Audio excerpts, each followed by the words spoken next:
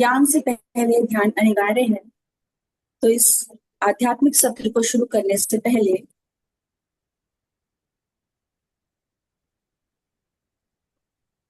हम ध्यान करेंगे। ध्यान के लिए अपने आप को तैयार करें। दोनों हाथों को क्रॉस करें, दोनों पैरों को क्रॉस करें, आंखों को कोमलता से बंद और अपना पूरा ध्यान अपनी आती और जाती हुई श्वासों पर रखेंगे। ना ही कोई सोच और ना ही कोई विचार। अपने गुरु पितामह पत्री जी को नमन करती हूँ।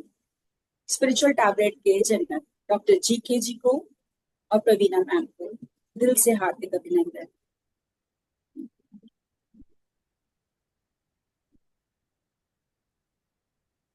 अपने आप को पूरी तरीके से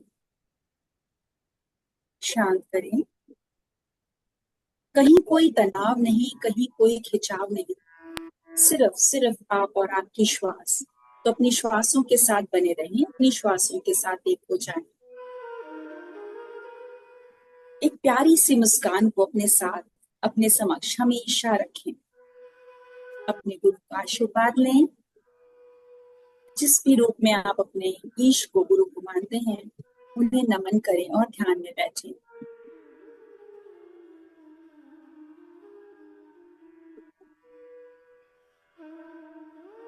ज्ञान के लिए हमें अपने आप को पूरी तरीके से खाली करना अनिवार्य है।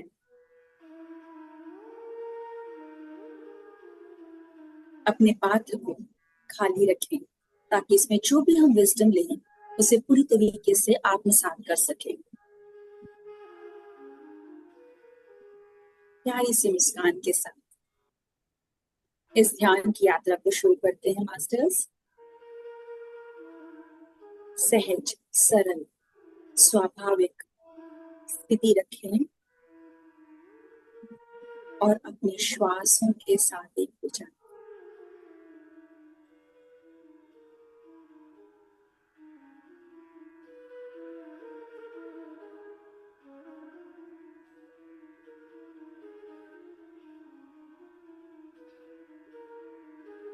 अपनी श्वास की डोर को थामे हुए अपने अंतस में भी भीतर गहरे और गहरे उतरते चले जाएं।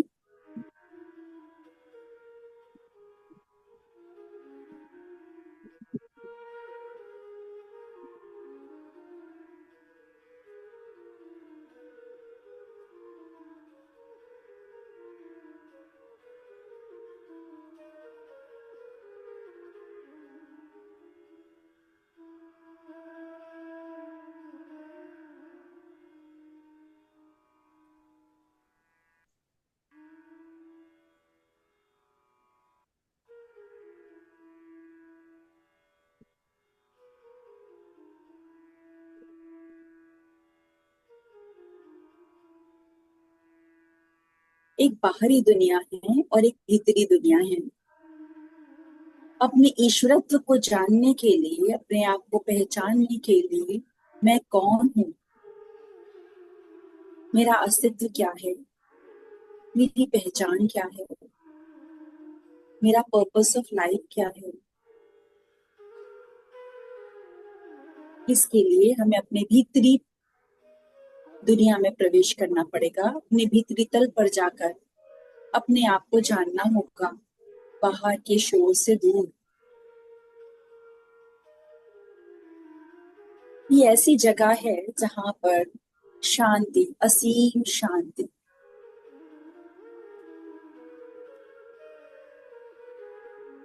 और यही वो द्वार है जिसके द्वारा हम अपने भीतर गहरे उतर सकते हैं। उस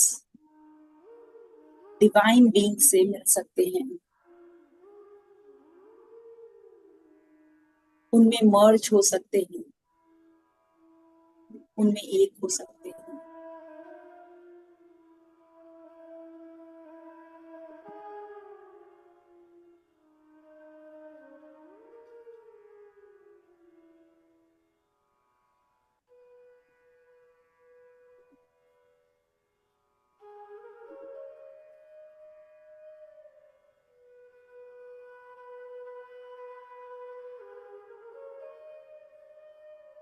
बाहर की सभी चीजों से कुछ समय के लिए दूरी बना लें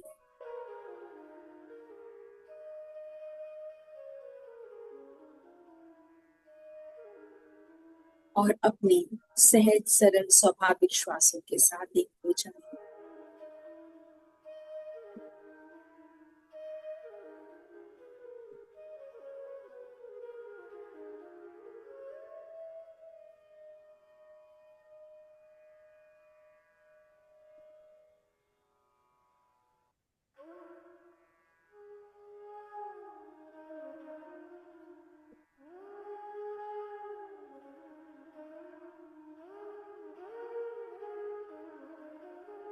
सुखासन में बैठे, कंफर्टेबल पोस्चर।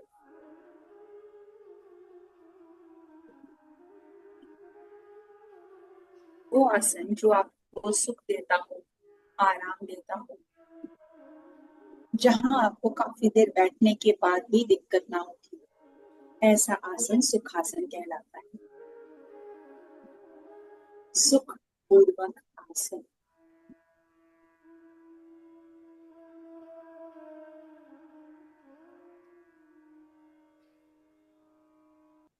कुछ सोच नहीं, कोई विचार नहीं, सिर्फ अपनी आती हुई श्वास और जाती हुई श्वासों को ही हमें महसूस करना है, जिसे हम देखना कहते हैं, जो हमारे शरीर में चलायमान है। जब हम इस पृथ्वी पर आते हैं तब ये हमें प्राप्त होती है, और जब हम यहाँ से लौट जाते हैं या वापस जाने वाले होते हैं तो ये श्वास हमारे शरीर से बाहर निकल जाती है। तो यही श्वास है जिसके द्वारा हम अपने उस परमात्मा से कनेक्ट हो सकते हैं।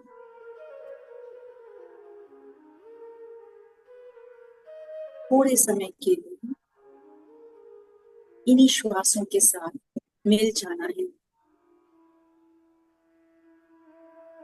पूरी तत्परता के साथ, पूरी सक्रियता के साथ इन्हें महसूस करना है। कैसे जब हम श्वास लेते हैं तो हमारा पेट अंदर जाता है, और जब हम श्वास छोड़ते हैं तो पेट बाहर जाता है। कहाँ से श्वास लेते हैं, कहाँ तक जाती है और कहाँ से वापस आ जाती है। कितना श्वास लेते हैं, कितना श्वास छोड़ते हैं।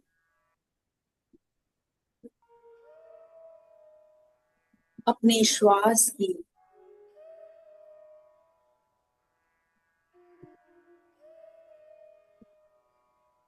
स्पीड कितनी है, क्या वो बहुत धीमी गति है, या उथली है, या तेज है, या बहुत गहरी है। अपने श्वास की स्थिति को भी देखना है। इसे ही श्वास का देखना कहते हैं, या महसूस करना कहा जाता है।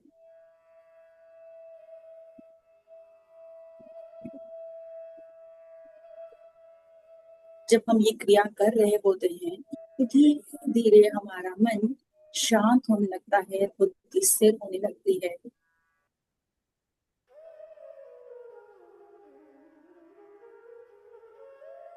और आत्मा आनंदित होती है।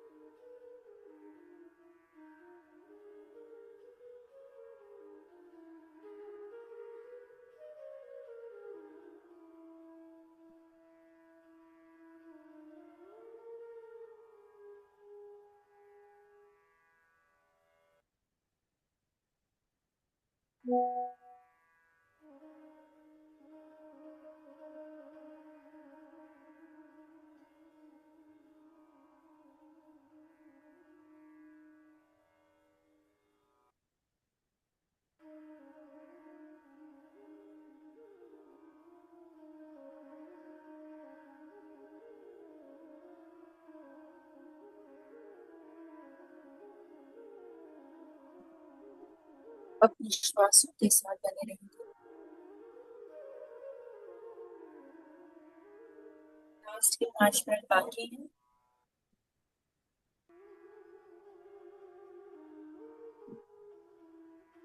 पूरा ध्यान अपने श्वासों पर ही रखें।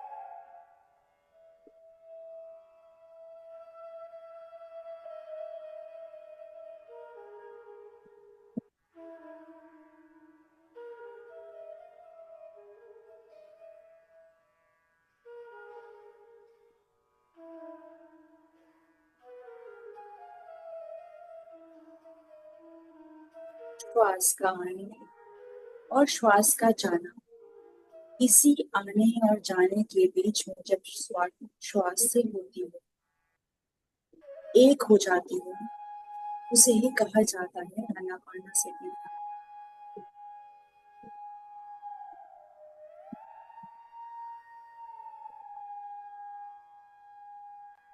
जैसे जैसे हम इस ध्यान में इसके भीतर और गहरे उतरते जाते हैं,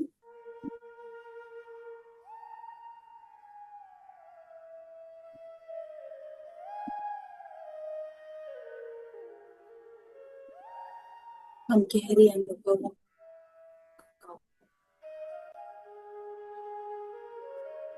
एक रूप देखते हैं।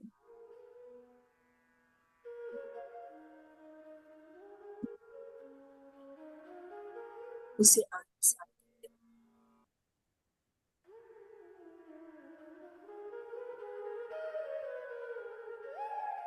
वे अनुभव हमारे अपने होते हैं, खुद के अनुभव, जिसके द्वारा हमें ज्ञान प्राप्त होता है, सत्य प्राप्त होता है, सत्य की जानकारी मिलती है। इसी सत्य को जानने के लिए, इसी सत्य को समझने के लिए ध्यान अनिवार्य है। ध्यान महत्वपूर्ण है, ध्यान जरूरी है।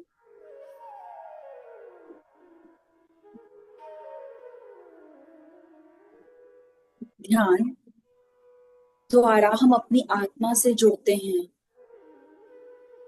अपने शरीर को स्वस्थ रखते हैं एक्सरसाइजेस के थ्रू, मन को स्वस्थ रखते हैं अपने थॉट पैटर्न्स को देखकर और उन पर काम करके। प्राणायाम द्वारा अपने मन को संतुलित करते हैं, मन को जानने का प्रयास करते हैं।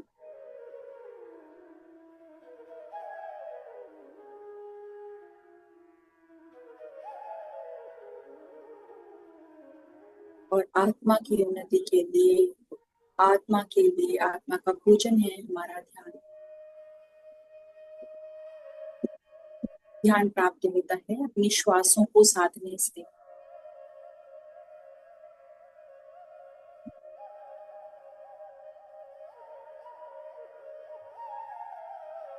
इस यात्रा को यहीं पर समाप्त करते हुए अपने आंतरिक जगत से इस बाह्य जगत की तरफ आएंगे। अपने दोनों पैरों की उंगलियों को थोड़ा सा हिलाएंगे, दोनों हाथों की हथेलियों को आपस में मलेंगे, अपनी आंखों पर रखेंगे। 5 4 3 2 1 0 अपने चेहरे पे घुमाएंगे और एक प्यार भरी मुस्कान के साथ अपनी आंखों। Thank you, thank you, thank you. आप सभी मास्टर्स को मेरा दिल से, अपने गुरु ईश को नमन करते हुए आज का ये सत्र हम शुरू करते हैं। जैसा कि आप सभी जानते हैं कि आध्यात्मिक सत्र जिसमें पत्री जी की टीचिंग्स को लिया गया है, उनके द्वारा लिखी गई किताबों का हम अध्ययन करते हैं, स्वाध्याय करते हैं, और हर एक किताब, उनका हर एक लेखन एक मोती की तरह है जो बहुत ही सुंदर माला का रूप लेता है। उसी श्रृंखला में आज एक पुस्तक और लेकर आए हैं सुमित्रा जी, वो है श्वास विज्ञान, जिसे पत्री जी पर लिखा गया है। उससे पहले मैं अपने प्रिय मास्टर सुमित्रा जी का इंट्रोडक्शन देना चाहूंगी। सुमित्रा जी हैदराबाद से हैं और पिछले 3 सालों से ये ध्यान सिखा रहे हैं, ध्यान कर रहे हैं और ध्यान प्रचार कर रहे हैं। समझना चाह रहे हैं, जानना चाह रहे हैं कि मैं कौन हूँ। बुक्स पढ़ते हैं, लोगों को ध्यान सिखाते हैं और अपनी इस आध्यात्मिक यात्रा को और आगे बढ़ा रहे हैं। तो मैं स्वागत करती हूँ सुमित्रा जी का। सुमित्रा जी आइए, और आज जो पत्री जी की किताब और है श्वास विज्ञान, उसको हमारे साथ बातें, थैंक यू शेयर मैडम। करें। Thank you, thank you thank you, thank you. Ma'am ji. Thank you so much. इतना अच्छा ध्यान के लिए बहुत बहुत धन्यवाद। और एक्चुअली रेणु मैडम के बारे में बोलना है तो वही मेंटर जैसे हैं मेरे। उन्हीं के कारण मैं इस ध्यान इसमें जुड़ी हूँ। उन्हीं के कारण मैं मुझे इतना हिम्मत मिला कि कुछ शेयर कर सकूं अपना जो जो भी सीख रही हूँ वो शेयर करने का ये हुआ है। तो सबसे पहले मैं पत्री जी सर को और स्वर्णमाला मैडम को बहुत बहुत कोटि कोटि नमन करती हूँ, जिनके वजह से हम यहाँ पे हैं। जिन्होंने अब पत्री जी सर ने इतना अच्छा हमें नॉलेज दिया है, इतना अच्छा ध्यान दिया, ज्ञान और ध्यान दोनों दिया है, जिसकी वजह से हम आज सब इतना नॉलेज पाके आगे जा रहे हैं। उन्होंने ही हमें समझाया कि असली मतलब क्या है, ध्यान का असली मतलब पत्री जी सर ने हमको समझाया, और इतनी इजी तरह से समझा है कि हर कोई उसको समझ सकता है और प्रैक्टिस कर सकता है। और सबसे पहले मैं अपने जीके सर, जो अपने स्पिरिचुअल टैबलेट्स के फाउंडर हैं, उनको नमन करती हूँ। प्रवीणा मैम को नमन करती हूँ, और सारे मास्टर्स जो कोई भी यहाँ पे मौजूद मौजूद है और जो कोई भी सुन रहे हैं, उन सभी को मैं आत्मवंदन करती हूँ। तो पहले हम स्टार्ट करते हैं आज का सेशन, जो पत्री जी सर का और एक अच्छा सा अद्भुत पुस्तक है, कॉन्सेप्ट है ध्यान का, जो श्वास विज्ञान ज्योति है। ओके, तो मैडम जी आप शेयर करें। ओके, एक्चुअली हमारा, एक्सक्यूज मी मास्टर्स, हमारा ये क्या क्या है ना, पावर नहीं है, तो मैं थोड़ा वीडियो ऑफ करके कर सकती हूँ क्योंकि बैकअप पे चल रहा है। If you don't mind. जी ma'am. Okay, thank you ma'am. तो आज क्या है ना, हमारा श्वास विज्ञान ज्योति है। ये कुछ अलग नॉलेज नहीं है। हम जो ध्यान नॉलेज, ध्यान जो विद्या से संबंधित ही है श्वास विज्ञान, क्योंकि ध्यान पूरी तरह से हमारे श्वास से संबंधित है। तो हमको ये श्वास का विज्ञान जानना बहुत जरूरी है। ये श्वास विज्ञान ज्योति जो हर हर किसी के मन में जगाना चाहते हैं। हमारे पत्री जी सर का विजन यही है कि हर कोई, हर आदमी, हर औरत और सारे इंसान को अपने आप में ये आत्म विज्ञान ज्योति का, श्वास विज्ञान ज्योति को जलाना उनका विजन है। तो इसीलिए एपीएसएसएम, जो पिरामिड मास्टर्स एसोसिएशन, जो पिरामिड मास्टर्स का ये है, उन्होंने इसीलिए स्थापित किया कि सारे पिरामिड मास्टर्स हम सब हर किसी को ध्यान सिखाए। ये स्पेशली इस तरह से किया गया है। ये श्वास विज्ञान ज्योति स्पेशली सारे स्टूडेंट्स के लिए, जो विद्यार्थी है उनके लिए बनाया गया है। तो जो कोई भी आपके यहाँ घर में जो कोई भी स्टूडेंट्स है, कृपया उनको भी बुला लीजिएगा, वो भी सुने तो बहुत अच्छी बात है। एक स्पेशली उन्हीं के लिए बनाया गया हुआ है। ऐसे तो विद्यार्थी हर कोई है, हर कोई हम विद्यार्थी हैं। हम इस धरती की पाठशाला में सीखने के लिए ही आए हैं। तो हर उम्र के मानव विद्यार्थी ही हैं। तो सभी को एक ज्योति अपने मन में जलाना जरूरी है। तो आइए मास्टर्स, हम इसके बारे में और ज्यादा जानने की कोशिश करेंगे। ओके मैडम, क्या हम सुनाई दे रही हूँ ठीक से? No issues? जी, एकदम बढ़िया से सुनाई दे रहा है। Okay, thank you ma'am.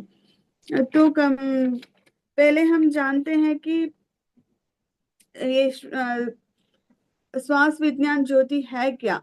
एक कुछ भी नहीं है मास्टर्स। हम जो कम उच्छ्वास निश्वास आनापानासति करते हैं, उसमें जो उच्छ्वास और निश्वास फिजिकली हम देखते हैं, उसी से सूक्ष्म रूप से जो इसमें बसा हुआ कॉस्मेटिक एनर्जी है, कॉस्मिक एनर्जी है, और जो उसके हिसाब से बनता है, जो फील्ड ऑरा और सब बनते हैं ना, उसके बारे में हमको डीप नॉलेज लेने के लिए ही ये विज्ञान हमको दिया गया है। तो ध्यान विद्या का मूल श्वास विद्या है। ओके। तो इस श्वास विज्ञान ज्योति को हर इंसान में जलाने के लिए ही पिरामिड मास्टर स्पिरिचुअल सोसाइटी का आविर्भाव हुआ है, जैसे कि हम पहले सुने हैं। आजकल श्वास विज्ञान ज्योति को पिरामिड स्पिरिचुअल मास्टर्स क्या कर रहे हैं, हर स्कूल, हर कॉलेज, हर एजुकेशनल इंस्टीट्यूट को जाके सभी को सिखाने की प्रयास करते हैं। एक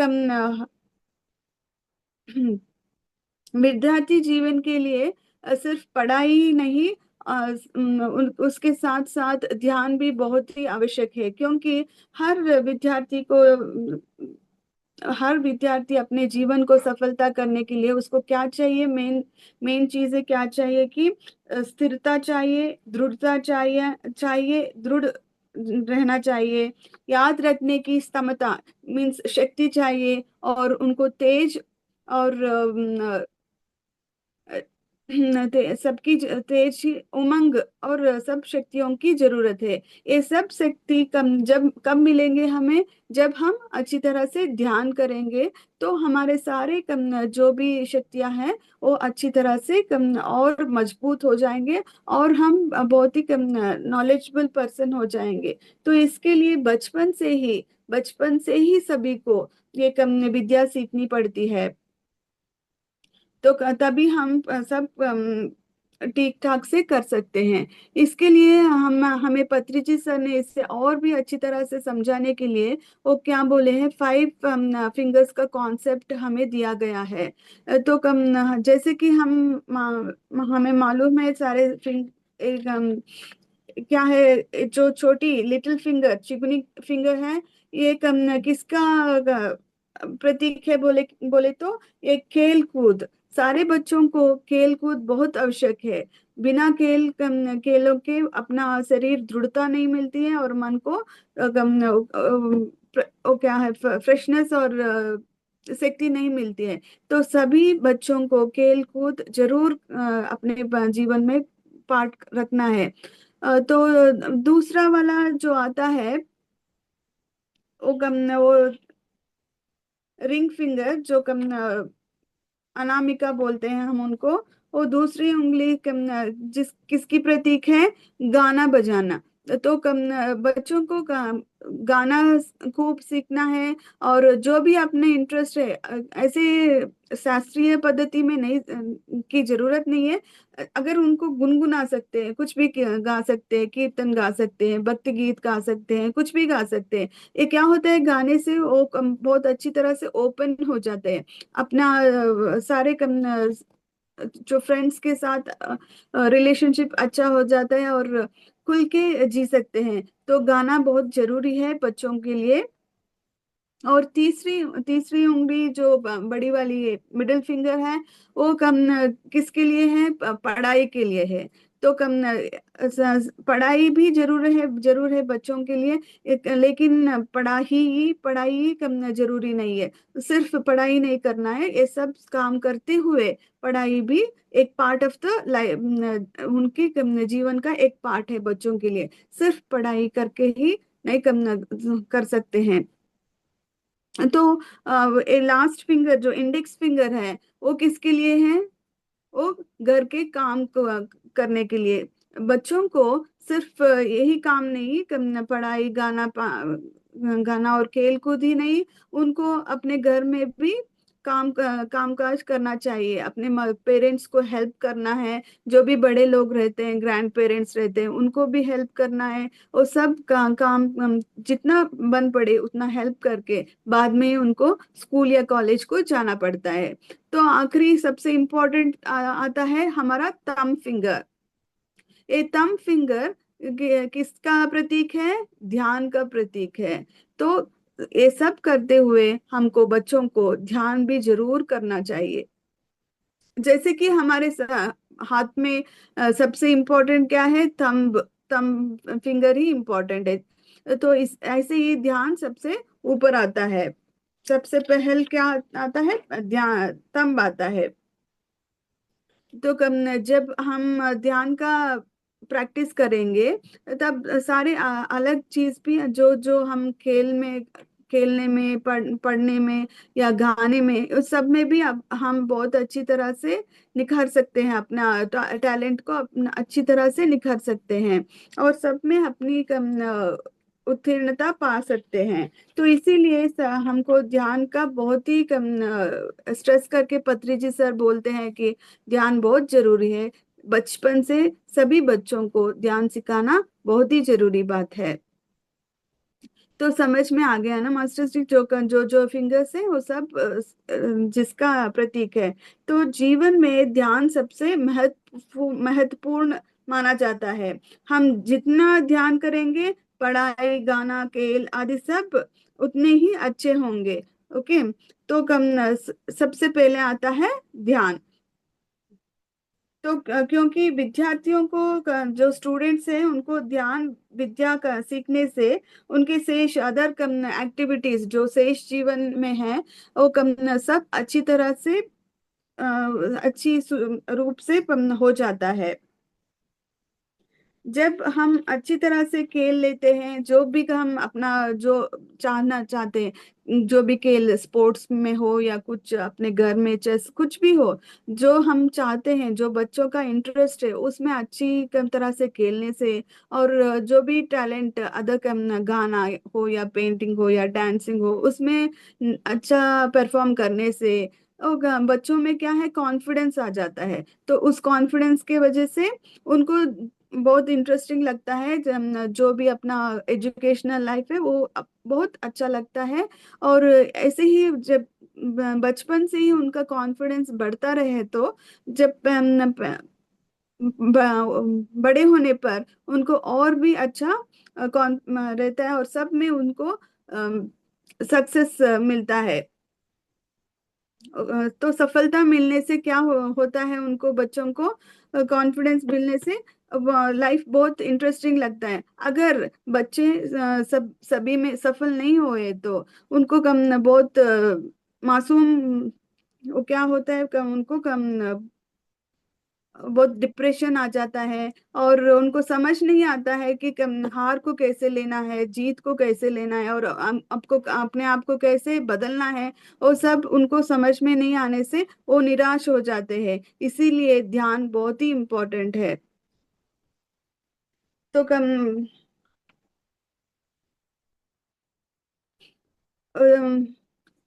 वो क्या है, हम बचपन से ही बच्चों को पहले से ही ये सिखा लेते हैं कि सभी कम इसमें अंक, सभी जो एग्जाम्स रहते हैं उस जो पढ़ाई में उनको अव्वल नंबर लाना चाहिए।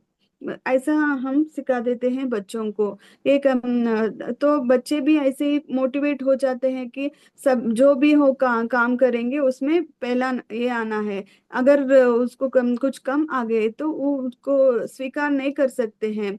तो ध्यान क्या सिखाता है कि हमें हार और जीत सभी के लिए कॉमन रहता है। तो उसको कैसा लेना है बोल के ये पत्रिजी सर बच्चों को सूचना दे रहे हैं कि जीवन में हार और जीत बहुत ही इम्पोर्टेंट होते हैं, सहज है। तो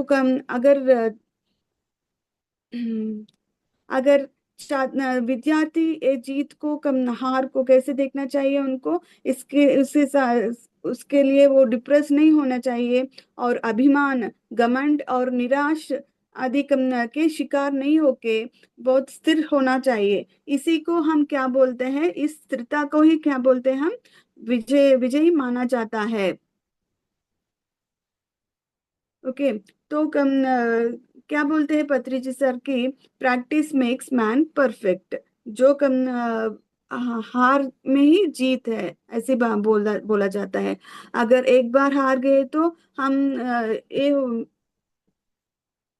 डिप्रेस होके उसको स्वीकार नहीं करना है, बार बार हमको और क्या कहाँ से इम्प्रूव करना है वो देख के फिर से ट्राई करना है। जैसे कि गजनी मोहम्मद 7 बार हार कर ही उन्होंने दिल्ली का सुल्तान बन पाए हैं। तो ऐसे ही हमको बार बार उसको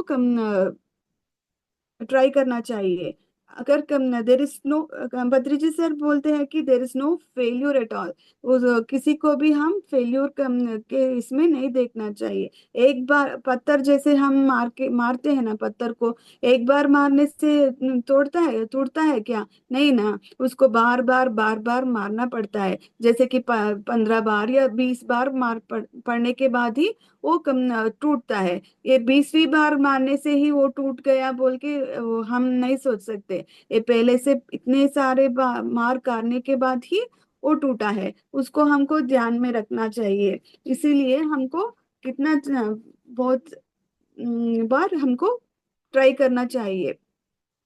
कभी भी हमको हार को ऐसे हार जीत का सीढ़ी जैसे देखना चाहिए। हार को एंड नहीं देखना चाहिए। ये बच्चों को बहुत अच्छी तरह से समझना चाहिए, जो विद्यार्थी रहते हैं। ऐसे तो सभी विद्यार्थी रहते हैं, हर उम्र में रहते हैं, तो सभी को ये विषय को अच्छी तरह से जानना चाहिए।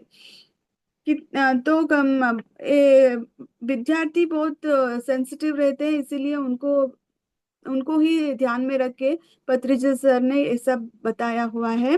अगर कोई अंक मार्क्स जो एग्जाम में हम प्रिपेयर रहते हैं तो उसको कम आ गए तो बिल्कुल न्यूनता भाव से नहीं रहना चाहिए। उनको उसको सीढ़ी के यहाँ जैसे समझ के और परिश्रम करके और भी अच्छी तरह अंक लेने के लिए प्रयत्न करना चाहिए।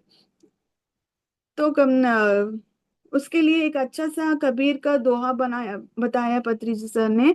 कल करे सो आज कर, आज करे सो अब, पल में प्रलय होएगी, बहुतिर करोगे कब।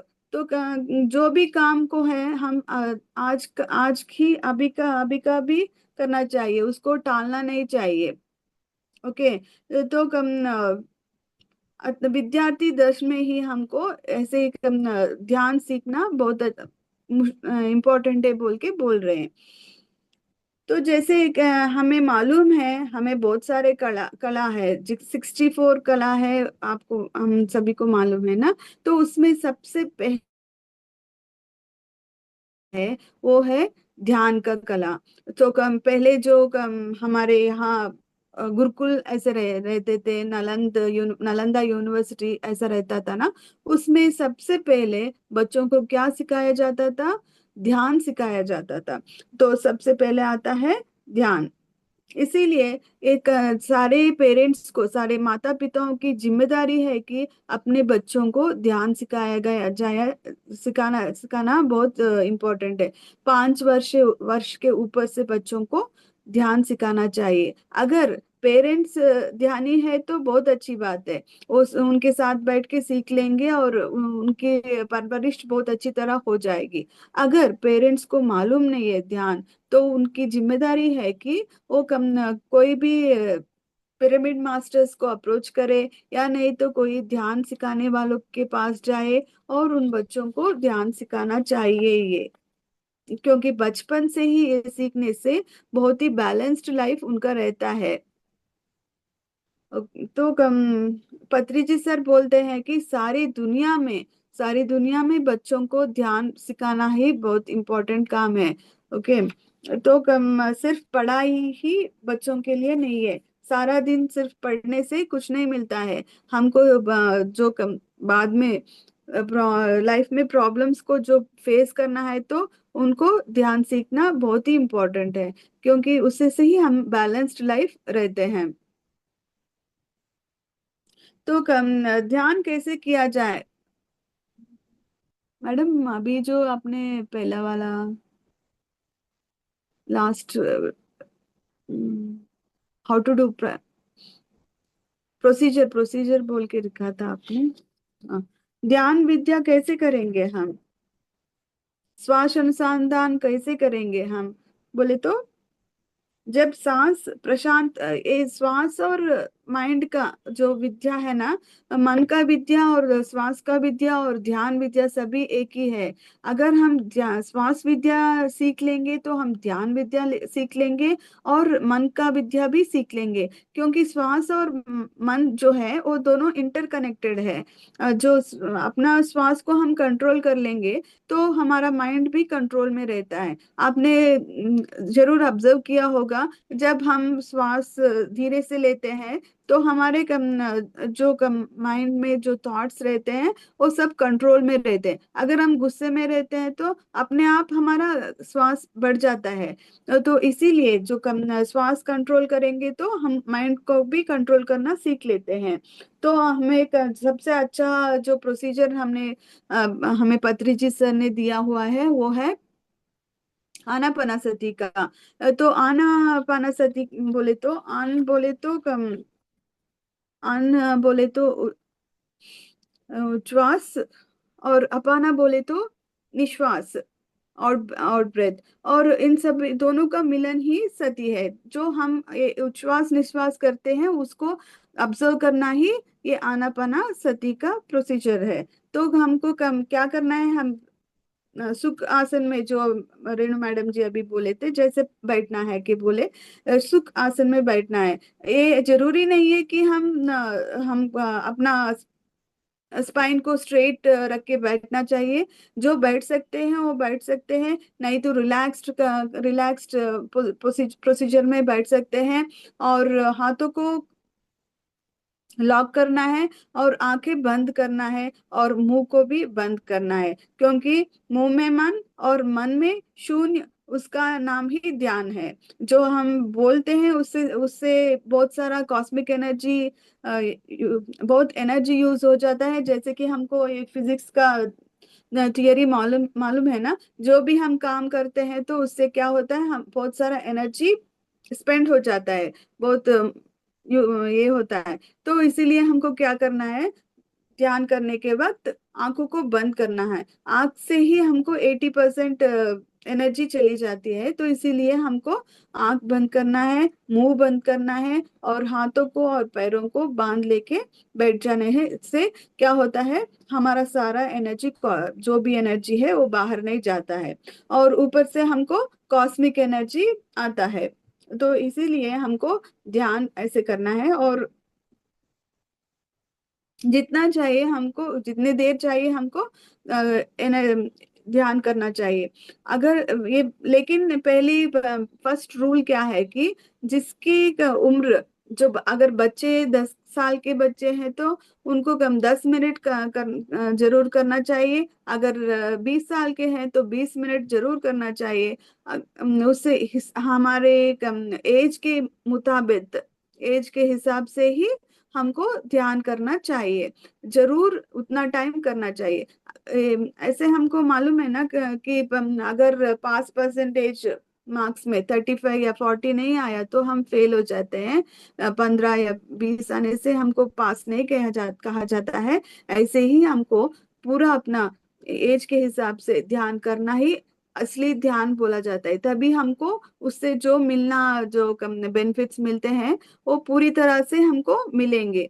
तो इसको हमको जरूर अपने ध्यान में रखना है कि हम अपने उम्र के हिसाब से ध्यान करना चाहिए।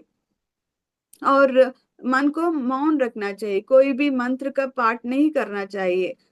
जैसे कि हाँ, कृष्ण ओम या कृष्णा हरे कृष्णा, वो सब कुछ भी नहीं करना चाहिए। मन को पूरी तरह से साइलेंट रखना चाहिए। तो उसी से हमको सारा कॉस्मिक एनर्जी मिलता है।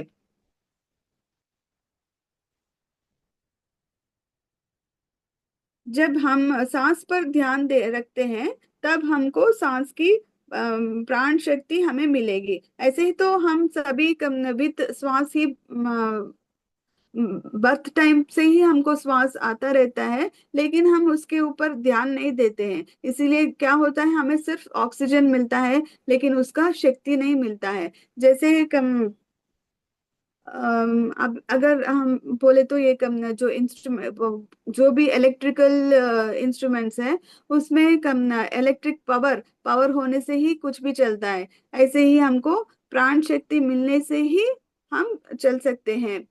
तो ज्यादा जितना शक्ति मिलेगा उतनी अच्छी बात है। जैसे ये दिखता नहीं है, हमारा आत्मा जैसे हमको नहीं दिखता, और इसी तरह हमारा प्राण शक्ति हमको नहीं दिखता। इसका मतलब ये नहीं है कि वो शक्ति नहीं है। हमारे जितना, जैसे हम हमारे इसमें आत्मा है, उसी तरह हमारे श्वास में भी प्राण शक्ति है। वो कम तो उसको अनुभव करने के लिए हमें क्या करना है, ध्यान करना है। ध्यान से ही हमको सब कुछ मालूम पड़ता है। और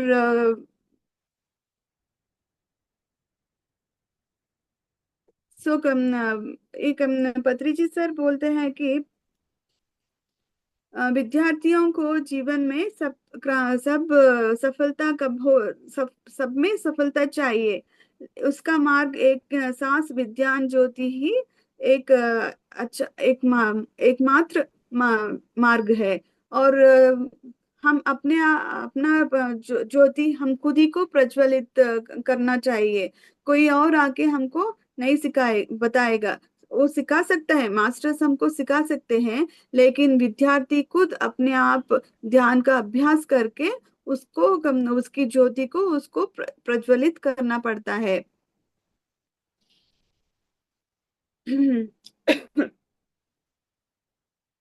तो इसके लिए हमारे पत्रिजी सर क्या बोलते हैं कि हमको कम जरूर एक मंडला 40 डेज हनुमान चालीसा जैसे उनको कम 40 डेज ध्यान का अभ्यास करना चाहिए। ये हनुमान चालीसा बोले तो 40 डेज ऑफ ध्यान बोल के मिनिमम करने से हमको ध्यान का अच्छी तरह से धारणा कर सकते हैं हम। जैसे कि एक दिन कर दिया और दूसरे दिन छोड़ दिया, ऐसे करने से हमको कभी भी उसका ध्यान का धारणा नहीं कर सकते हैं। तो रेगुलर बेसिस पे करने से ही हमको उसका जो भी परिपूर्ण लाभ है हम उठा सकते हैं। तो सभी बच्चों को ध्यान करना करना बहुत ही जरूरी है। इसीलिए पत्रिजी सर ने क्या किया, सारे जो भी हमारे पिरामिड मास्टर्स हैं, उनको जो भी उनके पास नजदीक स्कूल्स और कॉलेजेस हैं, वहां जाने के लिए बोला गया है। और वहां जाके वो सारे टीचर्स और प्रिंसिपल्स और स्कूल का या कॉलेज का जो भी है, उनको जाके सिखाने की ये दिया है। ये सारे पिरामिड मास्टर्स की ड्यूटी है, जो भी है उनको ये पालन करना जरूरी है। हमको जाके उसको सिखाना है। और उम, वो देखे कि वो सारे टीचर्स अच्छी तरह से सीख कर वो बच्चों को हर दिन में 5-10 मिनट ध्यान करवाना जरूरी बात है।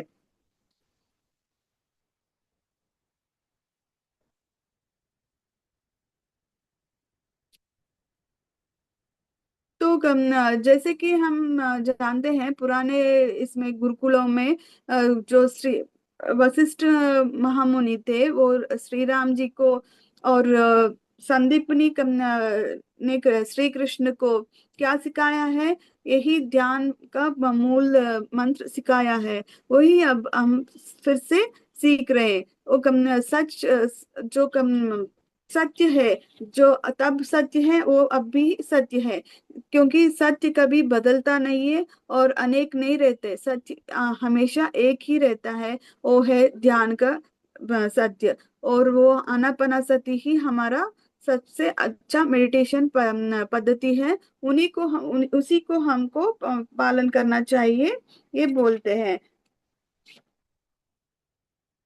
और ध्यान विद्या कोई मत से रिलेटेड नहीं है, जो कोई ये रिलीजन से रिलेटेड नहीं है। तो कम ध्यान एक शास्त्र है।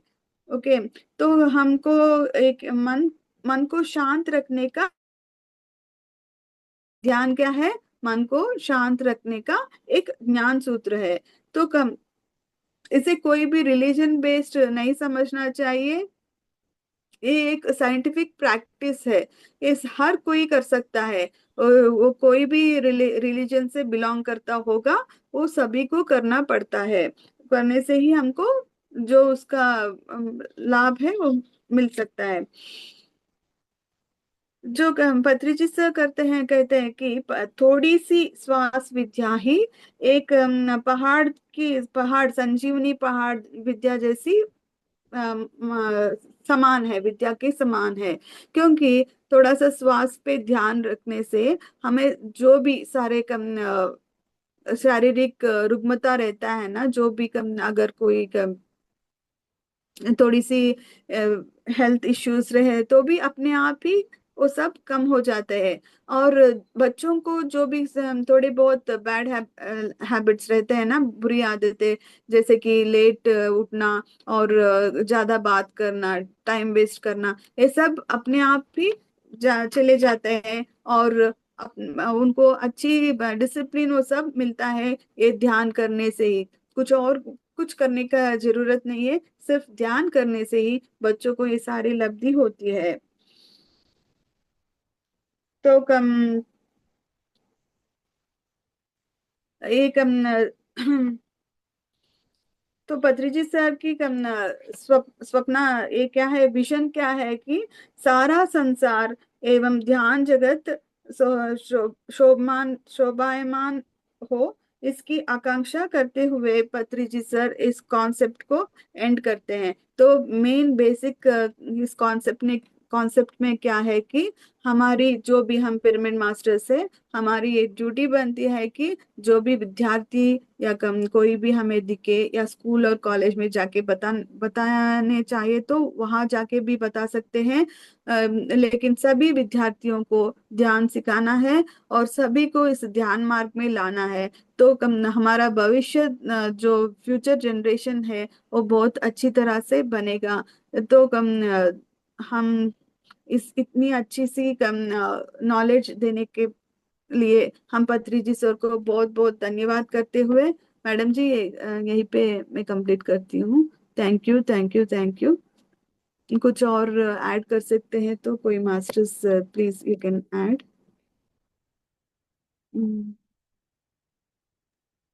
थैंक यू सुमित्रा जी, बहुत ही अच्छे से आपने बताया श्वास विज्ञान को। जैसे कि सर ने एक एक चीज क्लियर करी है इसके अंदर। 5 फिंगर कॉन्सेप्ट तो हमने सुना ही था, है ना? तन, मन, बुद्धि, आत्मा, सर्वात्मा। लेकिन आज एक और चीज हमें पता चली कि हर एक उंगली का क्या होता है, बच्चों की ग्रोथ के किस तरीके से होनी।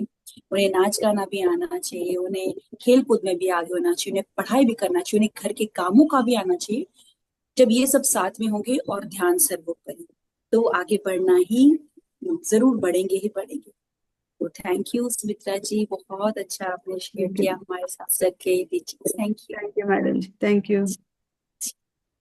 थैंक यू सुमित्रा जी, बहुत ही अच्छे से समझाया आपने। इतना अच्छा कॉन्सेप्ट, मतलब इतने विस्तार से और इतने सेक्शन से बहुत ही अच्छा समझाया, सभी को आसानी से समझ में आ जाएगा। बहुत ही अच्छे से समझाया, बहुत बहुत धन्यवाद थैंक आप। You, thank you,